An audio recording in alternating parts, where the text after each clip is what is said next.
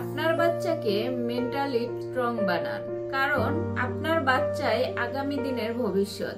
আপনার সন্তানকে আপনি যখন মেন্টালি স্ট্রং বানাবেন, তখন এই সমাজের মধ্যে সে মাথা উঁচু করে দাঁড়াতে পারবে। আপনি যতখানি সাকসেস হয়েছেন, আপনি অবশ্যই চাইবেন যে আপনার সন্তানও তার থেকে বেশি সাকসেস হোক।